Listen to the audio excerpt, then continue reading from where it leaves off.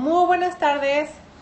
Muy buenas tardes. Estamos teniendo algunos de los problemas técnicos, pero estamos ya en Facebook Live, Instagram Live y también estoy grabando para YouTube. Entonces vamos a estar hablando en jueves de Visa U y aquí Jeremy me está poniendo el iPad para poder ver todas las preguntas, si es que tienen en este momento algunas preguntas directamente de la Visa U. Les recuerdo que no puedo contestar preguntas específicas. La razón es porque por reglas de ética y profesionalismo no me estaría poniéndome en problemas si estoy dando asesoría legal a personas que no son mis clientes y tengo que saber exactamente qué es lo que está sucediendo en su caso y en su vida en particular. Es por eso que no puedo contestar las preguntas directamente, específicamente y darles asesoría legal puntualizada. He estado viendo muchos grupos de Facebook que están abiertos para que las personas que están aplicando la Visa U empiecen a compartir información, experiencias, se cuenten unos a otros y eso está fabuloso en los foros porque obviamente no se sienten solos. Pueden estar viendo que hay otras personas que se encuentran en el mismo camino en donde tenemos que tener muchísima paciencia con la Visa U porque es un largo camino. Entonces me encanta, pero al mismo tiempo cuando se están preguntando a ustedes mismos acerca de situaciones legales, es ahí cuando yo digo, uy, me da muchísimas ganas de contestarles y decirle, no, es por aquí, no, es por acá, hagan esto, hagan el otro. Pero por estas razones de ética y profesionalismo estoy completamente atada de manos. Entonces, es por eso que inauguré jueves de Visa U. Todos los jueves salgo hablando acerca de Visa U y esta vez he escogido algunas preguntas que vi en algunos foros en donde me gustaría participar y exponer en estas preguntas que tenían las personas y lo postearon directamente en Facebook. Si tienen alguna pregunta directamente, háganlo y en este momento lo podemos contestar para que todo el mundo esté muy informado. La primera, ¿puedo aplicar para ajuste de estatus, que esto es para la residencia, inmediatamente después de que apliqué por la Visa U y que fue aprobada mi Visa U, ya que estoy casado con un ciudadano americano? Unos abogados le decían que sí y unos abogados le decían que no. Esta abogada le va a decir, depende. Se tiene que hacer un estudio muy puntualizado y muy profundo acerca de ese caso de esta persona que ya aplicó para la Visa U y está casada con un ciudadano americano. Sabemos muy bien que la Visa U perdona casi todas las inadmisibilidades, violaciones a la ley de inmigración y por lo tanto se aprueba la Visa U. Entonces, cuando se aprueba la Visa U y se está casado con un ciudadano americano, se supone que te dan esta admisión a Estados Unidos, que es lo que uno necesita para poder aplicar para la residencia cuando está casado con un ciudadano americano. Sin embargo, si se tienen más inadmisibilidades, que sea la entrada sin documentos, estaríamos en un problema. Porque esta persona necesitaría otros perdones. Y ustedes me dicen, pues ya me lo dieron con la Visa U. Y lo que se está haciendo en práctica es que si los perdones son otros y fueron extensivos a otras causales de inadmisibilidad, violaciones a la ley de inmigración, solamente es para el proceso de la Visa U, no es para que tú después apliques por la residencia cuando estás casado con un ciudadano americano. Entonces, si esta persona o si uno como aplicante ya es aprobado a la Visa U y después se casa con un ciudadano americano, la pregunta es, depende si hay otras violaciones a la ley de inmigración que en el ajuste de estatus, en la petición de con un ciudadano americano como esposo o esposa, perdonarían o no perdonarían. Entonces, esa es la clave.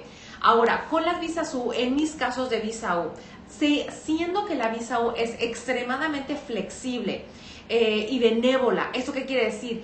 Que es muy buena perdonando las violaciones a la ley de inmigración y es altamente flexible. Es mejor que se diga en ese momento, cuando se está sometiendo la Visa U, toda situación que se haya violado la ley penal y la ley de inmigración. Es el momento, porque es ahí cuando te pueden otorgar este perdón extremadamente flexible. Ahora, como se está diciendo todo, Luis, mi socio, le dice que es la confesión con el cura. O sea, si te estás realmente confesando de todas las inadmisibilidades que se tienen, y ustedes me dicen, bueno, pues inmigración lo debería de saber. Ya, no, hay muchas cosas que inmigración no sabe, que yo recomiendo que se diga en el proceso de la Visa U, y la razón es porque todo esto va a ser perdonado y es mejor que empecemos de cero cuando se apruebe la visa U. Entonces, estas situaciones, cuando tenemos que la persona ha cometido varias violaciones a la ley de inmigración y él está proporcionando esta información directamente, entonces obviamente no es recomendable hacer el ajuste de estatus por medio del matrimonio con un ciudadano americano, porque probablemente no se va a poder perdonar las otras violaciones a la ley de inmigración. Entonces, si solamente se tiene esta inadmisibilidad de haber entrado sin documentos a Estados Unidos, probablemente, ¿ok? Entonces, es una pregunta que lo hacen mucho. Ya tengo la visa U, estoy casado con un ciudadano americano, puedo aplicar por mi residencia y no tener que esperarme, por medio de mi esposo, y no tener que esperarme los 3 años, ¿ok? Entonces, ahí está la respuesta. Otra pregunta, mi abogado me dijo que tengo que poner los cargos al agresor y tengo que formalizarlos. ¿Cómo hago la formalización de los cargos al agresor? ¿Ok? Bueno, partamos de que ¿quién es el agresor? El agresor es la persona que causó el crimen, es el demandado, es el que tiene en este momento el problema con el Estado, el que tiene el problema criminal, ¿sí? Los cargos criminales.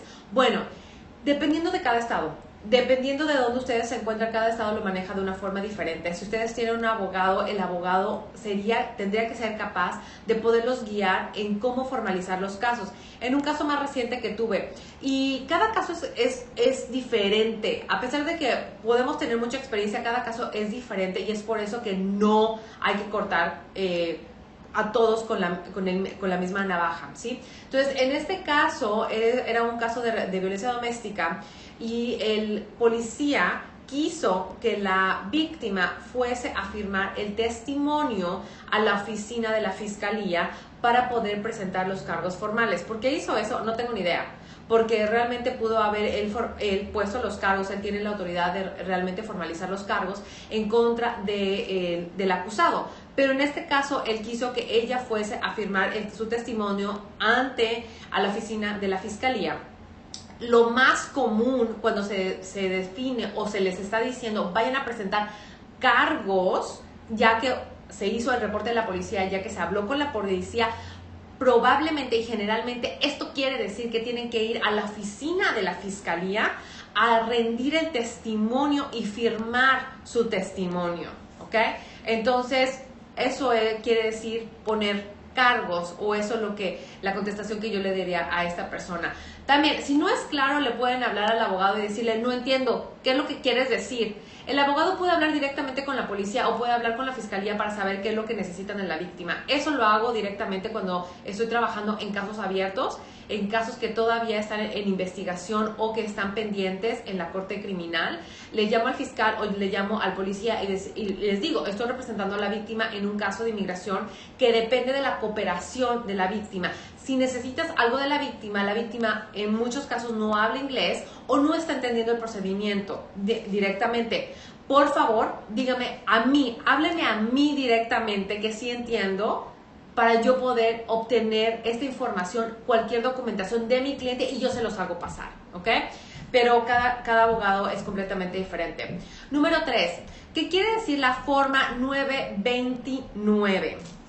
La forma 929 es una forma que se tiene que solicitar después de que un aplicante haya calificado para la visa U, y es para solicitar, y es cuando el aplicante de la visa U ya es residente, ¿sí? O se está sometiendo a su proceso de residencia, y es para pedir realmente la palabra es que no es derivado. En temas de visa U se llama un derivado calificado, eso es la traducción. Entonces, ¿cuál es el derivado calificado? El derivado calificado quiere decir a cualquier persona relacionada al peticionario de visa U, que tiene que ser el principal, que no fue sometido en la aplicación de visa U inicial. Otra vez, se los vuelvo a explicar de una forma diferente. Cuando un solicitante de la visa U somete su aplicación, tiene el derecho de pedir a su esposo, a sus hijos menores de 21 años que no están casados, en dependiendo de situaciones, también a padres, y dependiendo también de la edad y situaciones, a los hermanos, ¿ok? Si no calificaron si, por ejemplo, no existía un esposo, si no estaban casados en ese momento cuando solicitaron la visa U. Después de que obtuvieron la visa U, encontraron una pareja y se casaron y ya van a aplicar a la residencia, solamente la víctima principal, la U1, tiene la oportunidad de hacer esa petición 929 para este familiar que califica, que es el derivado calificado, ¿ok? Y este derivado calificado va a aplicar directamente, no por la visa U, sino que es por la residencia. La persona, el principal de la visa U1 está patrocinando esa aplicación para su familiar inmediato, cercano, que es la 929. Lo maravilloso de esta aplicación 929 es que, a diferencia de muchas otras aplicaciones, se tiene que sustentar en el sufrimiento extremo. Pero aquí sí cuenta el sufrimiento extremo del inmigrante, ¿ok? Del inmigrante. Podemos sustentar el sufrimiento que el inmigrante, el esposo o esposa del aplicante de visa U principal, ¿ok? El que todavía no tiene el estatus de visa U, podemos argumentar cuánto va a sufrir el inmigrante. Podemos argumentar cuánto va a sufrir el que tiene la visa U, o el que tiene la residencia, o el que está aplicando para la residencia, ¿ok? Que es muy, muy diferente en otras situaciones. En otras peticiones no nos dejan nunca argumentar acerca de cuánto va a sufrir el inmigrante. Entonces, esa es la forma 929. Esta forma 929 solamente se hace para derivados calificados después de que el aplicante principal U1 está aplicando para la residencia o ya tiene la residencia y quiere proporcionar, o sea, hacer extensivo este beneficio de la residencia a un familiar que califica para esto, que es inmediatamente cercano. Una persona estaba hablando y estaba confundida acerca de cuál es el proceso criminal cuando se formalizan los cargos criminales y se siguen continuando las audiencias, y el por qué se continúan las audiencias. Vamos a partir por el punto principal, que cuando una víctima ha solicitado, ha hablado a la policía y ha formalizado los cargos, esto es el primer paso. Si se llega a hacer el arresto y se manda el caso a la fiscalía, entonces ya hay una persecución del delito. Cuando tenemos la persecución de ese delito, entonces se le va a estar notificando a la víctima directa. Y ahí no está nada. No, estás buscando una residencia, ¿no? Ahí no, there is no. ¿Dónde se puso? Esa se la dio Yesenia. Es que Okay. tengo aquí Luis buscando por todos lados. Entonces, cuando se le da paso al caso criminal y la víctima tiene que comparecer y rendir el testimonio, en ese momento se le ordena con un supina, no hay traducción, ¿ok? Así dice hasta arriba, supina. Ahí en ese momento se le está ordenando y viene una orden directamente del juez, firmada por el juez, en donde se le está diciendo a la víctima que se tiene que comparecer a rendir el testimonio. Si la víctima no va, el juez puede expedir desacato a esa víctima. Así es. Entonces, hay que seguir las órdenes de la corte cuando tenemos esa citación para presentarnos a rendir el testimonio. Algunas veces, realmente, ¿por qué se continúa? Y la pregunta va a esto: ¿por qué se está continuando mi audiencia y por qué tengo que estar acudiendo todas estas audiencias donde parece que no está sucediendo nada? Y ni siquiera me están utilizando y ni siquiera me están pidiendo que esté rindiendo mi testimonio. Lo que pasa es que la víctima, a diferencia de los países latinoamericanos, los crímenes aquí en Estados Unidos no son de oficio o de querella, ¿ok? Oficio es cuando se persigue independientemente de lo que la víctima quiera. Querella es solamente si la víctima está dispuesta a continuar con el crimen. Una vez que la víctima hace el reporte del crimen, los oficiales y la fiscalía determinan que sí existió un crimen y quieren perseguir esa investigación y el crimen en sí en una corte, la víctima simplemente ya no tiene nada que ver en ese caso y se vuelve como una pieza de evidencia, ¿sí? En el momento que se vuelve una pieza de evidencia, entonces uno, como víctima, pues uno está ahí Si le dicen, ok, aparece, uno tiene que aparecer, da tu testimonio, uno tiene que dar su testimonio.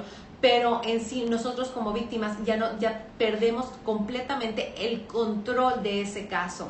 Entonces, cuando ustedes como víctimas acuden a una corte criminal, a una audiencia criminal que está agendada y esa audiencia se sigue continuando y la razón es ¿por qué? Si yo quiero que ya este infierno se acabe y olvidarme de todo esto, los entiendo.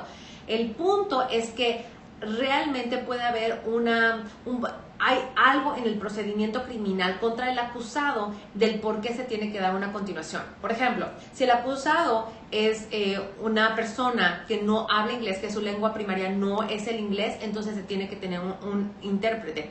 Si no hay intérprete, se va a continuar la audiencia. Si todas las evidencias no se le han pasado, si el fiscal no le ha pasado todas las evidencias al abogado defensor, se va a continuar la audiencia. Si el defensor quiere hacer una petición por escrito y no se ha sometido o el defensor es nuevo en ese caso y pide una continuación a la corte, se va a continuar esa audiencia. Entonces hay muchas razones por las cuales la audiencia se puede continuar y realmente no llegue a una culminación real, y es por eso que la víctima se va a tener que seguir compareciendo a las futuras audiencias hasta que todo el proceso criminal esté completamente culminado y hasta que la cooperación de esa víctima no sea completamente rendida. Acuérdense que las víctimas que están aplicando para el proceso de visa U tienen un deber continuo de estar cooperando y estar dando información a la policía o a la fiscalía. Entonces, esa cooperación, ese deber de cooperación no se acaba nada más porque uno simplemente lo reportó a la policía, y continúa hasta que uno aplica por la residencia. Ahora, nada más quiero hacer un paréntesis. Esta cooperación, la definición de cooperación es razonable. Lo que quiere decir razonable es que, por ejemplo, si es una víctima que los ejemplos más claros son víctimas de violencia doméstica. Es muy diferente una víctima de violencia doméstica cómo está reaccionando a reportar el crimen a una víctima de un robo agravado, cómo reacciona a reportar el crimen. Lamentablemente, con violencia doméstica uno se da cuenta de que la víctima solamente quiere sobrevivir en ese momento. Entonces, pero muchas veces están completamente atadas a un apoyo económico, apoyo emocional. Obviamente puede ser el padre de los hijos, es la persona que los mantiene, los hijos están preguntando por el abusador, etc. Entonces, en ese momento, la inmigración, no los oficiales ni la corte criminal, inmigración ha determinado que una cooperación razonable para una víctima de violencia doméstica puede ser solamente llamar a la policía. Y si no acude a unas audiencias posteriores, de todos modos se estima que es una cooperación razonable, ¿ok? Es caso por caso, no le estoy diciendo que esa es la regla general, es caso por caso, eso es en todo. Y ya están llegando unas preguntitas, me encanta. Ahorita podemos contestar esas preguntas. Otra pregunta de las que vi era si tenía un número de seguro social. Ahora que se me ha aprobado la visa U, ¿qué tengo que hacer? ¿Tengo que cambiar mi número de seguro social?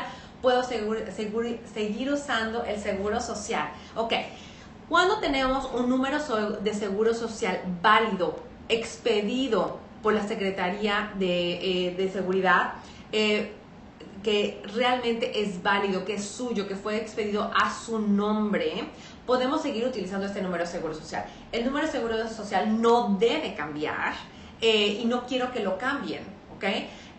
Porque si no, habría una duplicidad en los seguros sociales y que eso les traería problemas en doble identidad o identidad posteriormente. Entonces, cuando ustedes han tenido un seguro social válidamente expedido, que generalmente son de las personas que vinieron hasta, no sé, en 1983 y sacaban seguros sociales para sus hijos, para su esposa, para toda su familia, y obviamente después la familia vino a acompañarlos aquí en Estados Unidos y obviamente les dijeron, bueno, aquí está tu seguro social, aquí está tu seguro social, mijito, y no sé qué, y todas estas personas crecieron y ahora están usando ese seguro social. Antes en Estados Unidos no había tantas trabas para expedir estos números de seguros sociales. Si tú aplicabas por un número de seguro social, te lo dan. Entonces, Esas personas que tienen este número de seguro social que fue expedido hace muchísimo tiempo y lo han seguido usando para estar trabajando, y ahora que ya tienen un estatus inmigratorio y que tienen la visa U aprobada, por favor, síganme usando ese mismo seguro social, no debe cambiar, ¿ok? Solamente lo que tienen que hacer es actualizar a la agencia del seguro social para que ya tengan el estatus, su estatus corregido inmigratorio de visa U, ¿ok? Ahí está. ¿Cuánto tarda el permiso de trabajo para llegar? Bueno, si el permiso de trabajo, si están hablando del permiso de trabajo desde que se solicitó la visa U, depende cuándo hayan solicitado, sometido, registrado esta petición de visa U, porque acuérdense que nunca van a tener el permiso de trabajo hasta que sea preaprobada la visa U o aprobada definitivamente la visa U. Entonces, si ya es aprobada en acción diferida y sometieron el permiso de trabajo en base de la acción diferida, más o menos unos, yo digo 6 meses. Con el COVID estamos viendo arriba, abajo, pero generalmente son 6 meses. Sí es una aprobación de visa U, porque generalmente llegan primero las aprobaciones de la visa U y después llegan los permisos de trabajo, pero también, sinceramente, en todo el correo que me está llegando, a veces llegan los permisos de trabajo sin que tengan la aprobación de la visa U. Entonces, las cosas están ahorita con la pandemia súper locas de que me están llegando en cachos los casos. Entonces, me llega la aprobación del principal y después me llega la aprobación del derivado, o la aprobación de un derivado, la aprobación de otro derivado, o me llega la aprobación de los derivados, pero no del principal, y los permisos de trabajo me llegan después de 2 semanas. Entonces, cuando tengan ya aprobada la visa U como tal, el permiso de trabajo llega aproximadamente después de 3 semanas. Yo creo que eso sería seguro de decir, ¿ok? Después, ¿cómo requerir o cómo elaborar las cartas de carácter moral? Bueno, eso se está hablando de cuando se va a someter la visa U. Cuando estamos elaborando, compilando una solicitud de visa U, siempre yo les pido, y yo creo que otros abogados también les están pidiendo, cartas de apoyo moral. ¿Qué es esto? Son personas, amigos, familia, que los conocen. Por ejemplo, los que son muy, muy buenos son de los hijos. Y esto siempre me llena el corazón, y a veces se me han salido hasta las lágrimas, porque obviamente cuando los niños están hablando y están escribiendo con su letrita hermosa, obviamente pidiendo al gobierno de Estados Unidos que por favor le apruebe el caso de la visa U a los papás, por todo lo que significa quedarse en Estados Unidos, obviamente te desquebrajas.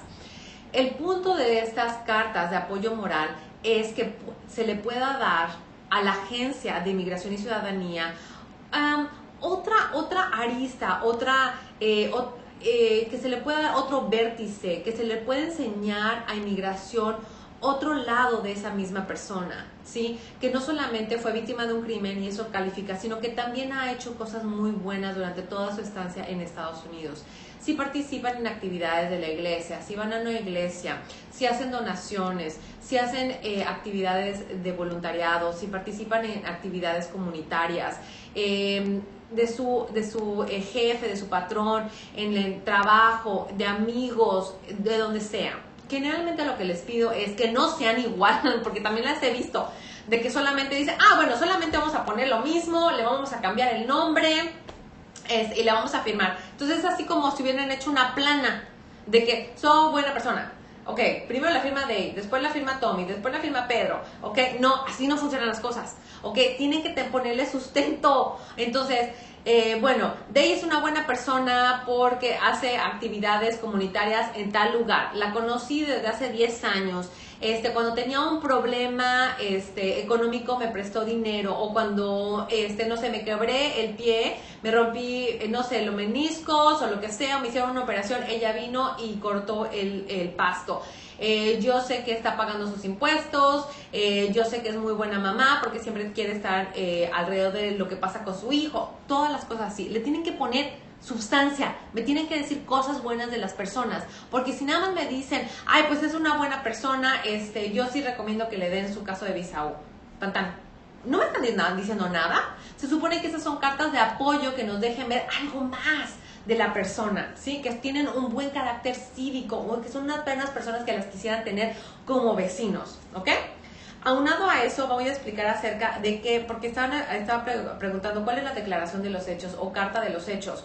Generalmente esto es la declaración del crimen de la víctima principal. Yo no dejo que mis clientes hagan la declaración de hechos, yo las hago, yo las elaboro, obviamente, con el testimonio y con la información que ellos me dan directamente, pero yo no permito que ellos la hagan. Si ellos quieren hacer un escrito, lo hacen y yo después lo elaboro y lo pongo en una declaración formal, que es una declaración juramentada, ¿ok? Que una carta cualquiera muchas veces no puede ser. Puede ser una carta y a lo mejor al final se le puede poner la notarización, pero yo no hago eso. Entonces, si se les pregunta, es obvio que se les pregunta a los clientes qué es lo que pasó, cómo te sentiste, cómo te afectó, cómo cooperaste, qué hiciste después de esto, y después de qué pasó, a quién le llamaste, bla, bla, bla, bla, bla, bla, bla, ¿ok? Sí, pero eso en mi opinión, lo tiene que hacer el abogado, ¿ok? Porque nosotros como abogados estamos ya entrenados en saber qué es lo que debemos de hacer. Nosotros como abogados, nosotros no tenemos un cincel o un martillo. Nuestras herramientas es el habla, es la comunicación, son las palabras, ¿ok? Entonces nosotros estamos narrando una historia y nosotros sabemos perfectamente qué es lo que necesita inmigración de escuchar esa historia, ¿ok? En mi punto de vista, los abogados deberían estar haciendo esto, no directamente las víctimas principales. Lo he visto en los casos que he tenido de otros casos que lo han llevado, y generalmente si no se está poniendo todos los puntos y requisitos que necesita tener en la declaración juramentada de la víctima principal, inmigración va a expedir una requisición de más evidencia. Es por eso que digo, es mejor de una vez hacerlo desde el principio, ¿ok? Ya más estamos llegando a la recta final y contesto preguntas. ¿Cómo se puede obtener la 918B, la certificación? La certificación del crimen es el formato 918B, que lo pueden encontrar en la liga de www.uscis.gov, B chiquita de vaca. Entonces, ahí lo pueden encontrar, y la certificación es justamente la declaración de un oficial que ha conocido del crimen, ya sea el oficial de policía o el jefe de policía o el fiscal o el juez que conoció el crimen y que tiene, esto es ojo, autoridad y poder por la ley estatal para conocer e investigar de ese delito.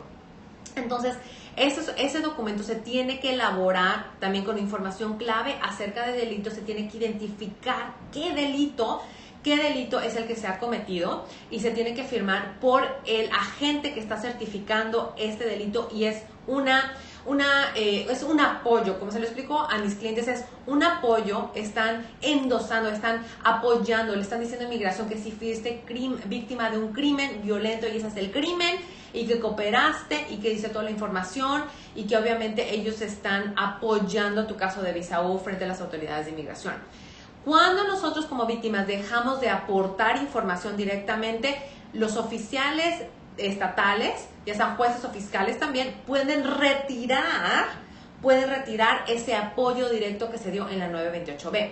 Esa persona en este foro estaba preguntando que cómo lo elaboraba y que él había ido directamente a la policía a pedirlo, ¿ok? La policía muchas veces lo puede realizar. Yo, eso sí, no soy partidaria, soy menos partidaria que una víctima primaria o una víctima principal lo esté elaborando y lo esté pidiendo directamente a la oficina donde van a certificar el crimen. ¿Por qué? Porque aquí hay cosas muy, muy claves que uno tiene que estar entrenado legalmente y tiene que ser abogado para poder definirlo. Como es el crimen en específico. Cuando estamos definiendo el crimen en específico, uno tiene que tener la capacidad de poder decir en dónde entra los hechos, no el nombre del crimen que le dio la policía, sino en base a los hechos, cuál es el crimen que sucedió y que vamos a estar argumentando con inmigración. Entonces, muchas personas dejan de registrar sus casos de visa U porque el nombre en el reporte de policía fue uno, pero no están viendo que los hechos que se están argumentando justamente en la narrativa del reporte de policía pueden darnos justamente otro crimen. Entonces, por ejemplo, les voy a poner un ejemplo sencillo. Un ejemplo puede ser, en Estados Unidos se llama assault, a lesiones personales, o sea, simplemente que te den un puñetazo o que te den una patada, ¿ok? Entonces, eso en Estados Unidos se llama assault. En español, lesiones personales no agravadas. Entonces, pero simplemente el que te den un puñetazo o que te den una patada, te tuvieron que haber restringido de tu libertad. En muchas definiciones estatales, en los códigos penales, no involucra el que te tengan atado con una cuerda o con unas cadenas o que te hayan encerrado para poder definir una privación de la libertad. Obviamente, si te pegaron, obviamente, si pudieron pegarte y hacer ese contacto físico, tuvieron que haberte restringido de la libertad, o sea, te tuvieron que haber agarrado y cuando te agarran, pues te dan el puño, ¿no? Entonces, yo argumento que existe una privación de la libertad que no está registrado en el reporte de policía, pero que está incluido justamente cuando se está formalizando el cargo de lesiones personales no agravadas. He ganado casos así de visa U, pero no hay muchos abogados que lo hacen. Entonces, hay que ver cómo se está definiendo ese crimen directamente en la certificación, en la forma 918B. Y es por eso que nunca dejo que mis clientes hagan eso, que tiene que ser un abogado directamente. Y muchísimo menos que vayan a hablar con la policía, porque hay muchos policías, muchos departamentos de policía y oficiales que tienen que ser educados e informados acerca de este proceso. Y si uno manda al cliente, pues obviamente el cliente qué es lo que va a poder argumentar, ¿sí? Entonces, yo no recomiendo eso y puede haber muchas negaciones a las certificaciones simplemente porque no se sabe explicar a los oficiales directamente qué es lo que se está necesitando. La última pregunta, antes de contestar a las que me están llegando por Facebook, dice, era un caso súper triste, en donde no se estipuló, la señora decía que ella estaba embarazada y hubo un accidente automovilístico y el bebé, en términos legales, puede ser feto. No sé, no decía ni estipulaba exactamente cuántas semanas o cuántos meses de embarazo ella tenía. Entonces, en el lenguaje legal tiene que haber pasado cierto tiempo para poder ser definido como bebé, ¿ok? Como persona, sino simplemente era un feto. Entonces, no decía específicamente, simplemente decía que ella está embarazada, entonces estaba en un accidente automovilístico y por el accidente automovilístico ella perdió a su bebé, lo cual fue muy lamentable y ella preguntaba si calificaba para la visa U. Y ahí se dejaron venir todos así, no, esto no califica porque es un accidente de tránsito. Y yo les digo, no es así, porque todo el mundo está diciendo que no, pero, o sea, ella tiene que ir con un abogado. Entonces tenemos que ver el reporte de policía, se tiene que analizar el reporte de policía para saber si existen algunas circunstancias agravantes. Porque qué tal si este accidente de tráfico fue causado por una persona que estaba en ebriedad o una persona que estaba drogado, o realmente hubo una negligencia tal que la negligencia ya entra en un acto delictivo. Entonces hay homicidios vehiculares delictivos y es un accidente de tránsito. Entonces, si uno llega a impactar en el carro y una persona muere, dependiendo de las circunstancias te pueden realmente formalizar cargos, independientemente si tú estás alcoholizado o no, te pueden poner cargos de un homicidio negligente automovilístico. Entonces, no simplemente porque fue un incidente de tránsito significa que ya no califica para la visa U porque fue un accidente de tránsito. Esto no es así. Es lo que ella piensa, ¿ok? Porque sucedió en el carro y fue un accidente automovilístico. Pero no es así. Las cosas, uno tiene que realmente obtener el reporte de policía directamente para saber cuáles fueron los hechos y para poder hablar con la policía. Muchas veces el reporte de la policía solamente nos está dando una narrativa, pero no incluye las notas de los detectives. Las notas de los detectives no es información pública y nunca nos las dan a los abogados. Entonces, cuando yo hablo con los oficiales y le digo, yo estoy representando a esta víctima, puedo hablar con el detective que está llevando el caso, me presento y le digo, ok, ¿cuál es eso? ¿Hay algo más que existe en el reporte policíaco? Porque esto es lo que quiero ver para mi cliente. Va a aplicar para una visa U y quiero saber si la información que tú tienes en la investigación del delito podemos encontrar algún tipo de crimen que califica para la visa U. Entonces, no es tan simple como para decir no, ¿sí? Se tiene que ir con un abogado. Entonces, obviamente, ahí sí metí mi cuchara y le dije a la señora que tiene que ir con un abogado. Y no es que tenga que venir conmigo, simplemente que vaya con un abogado que tenga experiencia en el tema, porque yo creo que vale la pena poder ahondar un poco más a todo esto. En un caso que llevó Luis hace muchísimo tiempo en la oficina, también era un accidente automovilístico, pero una persona perdió sus piernas. Entonces ahí esta persona sí recibió su visa U, independientemente de que fue un accidente. ¿ok? Entonces, para que tengan en cuenta que no siempre es simplemente porque es un accidente. Y cuando les pregunto a mis clientes, ¿tú alguna vez has sido víctima de una víctima de un crimen? Ellos me dicen, no, yo nunca he hecho nada malo. Yo nunca he hecho nada malo. Que no que tú hayas cometido el crimen, que a ti te lo cometieron, o sea, que tú fuiste la persona que recibió el perjuicio, la herida. Ah, eso, sí, fíjese que esto, ¿no? Entonces, hay que tener en cuenta como la definición de víctima, la definición de agresor, ¿ok? Entonces, o cuando me quieren decir que si pueden calificar para la visa U, me dijo, es que a mí me pasó un accidente. Los crímenes no siempre son accidentes, ¿ok? Hay accidentes que pueden ser tipificados como crímenes, pero los crímenes realmente, por la generalidad, no son accidentes, ¿ok? Entonces voy a contestar las preguntas que me están llegando. Primero por Facebook. A ver, vamos a ver. Hay muchas personas que están en Facebook y me encanta. Ok. Hola, muchas gracias a todas las personas que nos están sintonizando. Esperanza me dice que guapa. Ay, muchas gracias. Me puse guapa para ustedes, para este Facebook Live, todos los jueves, Visa U. A ver, vamos a ver. Ay, no, pues solamente muchas personas que están aquí. Esperanza dice, si tengo un caso en espera y tengo una emergencia en mi país, ¿puedo salir con permiso especial?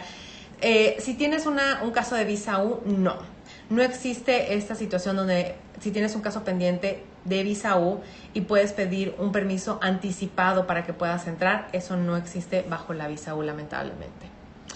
Y solamente acá dice, una pregunta, ¿alguien sin papeles puede viajar en avión aquí dentro de Estados Unidos? Esa es una pregunta que siempre me están haciendo y yo digo, mire, realmente si no te quieres meter en problemas y no quieres tener una detención con inmigración, etcétera, no viajes.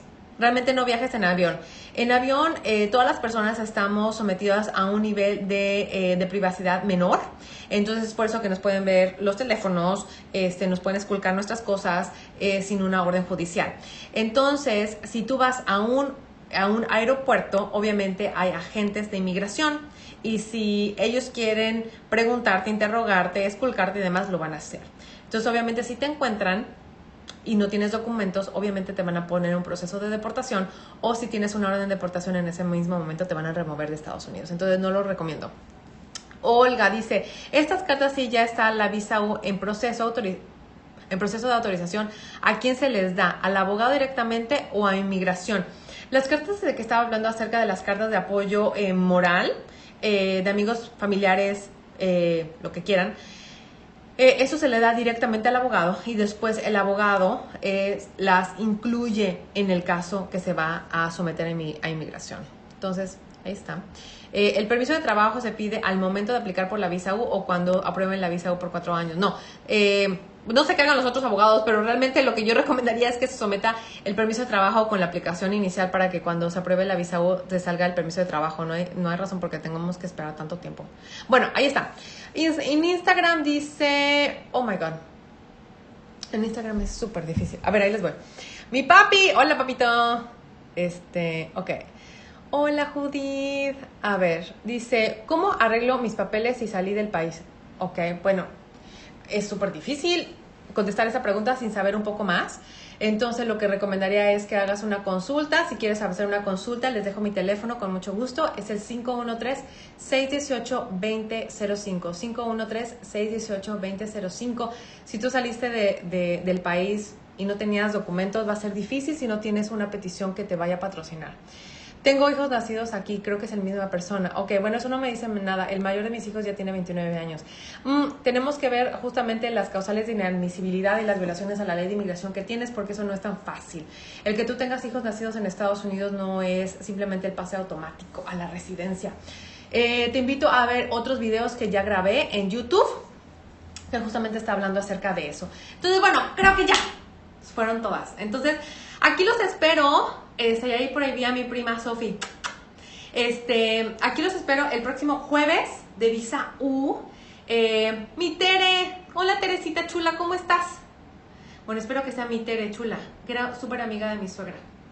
Espero que sí sea ella. Y si no, pues de todos modos, la invocamos y le mando muchos besos y saludos. Bueno, Muchachos, jueves de Visa U, si tienen algunas preguntas, déjenmelas ahí justamente en Facebook Valencia Díaz, Instagram Valencia y Díaz, y en YouTube estamos como Abogados Valencia y Díaz. La máquina destructora. ¡Ay, sí, es mi Tere! ¡Chula!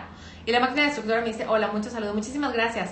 Entonces también les pido que compartan este video. Este video es hecho con mucho amor, 100% amor. Pero también para que las personas puedan informarse. Y obviamente la información es poder, pero solamente es poder en potencia hasta que sabemos utilizar y utilizamos esta información. Les recuerdo la misión en Valencia Díaz, que es defender, educar y empoderar a todos los grupos minoritarios para que puedan alcanzar su máxima satisfacción aquí en Estados Unidos y puedan ser liberados de cualquier opresión e injusticia y puedan estar aquí en Estados Unidos en compañía de sus seres queridos. Nosotros manifestamos esta misión siendo abogados de inmigración. Los espero el próximo jueves y compartan esta información y suscríbanse en nuestros medios sociales. Un besote. Hasta luego.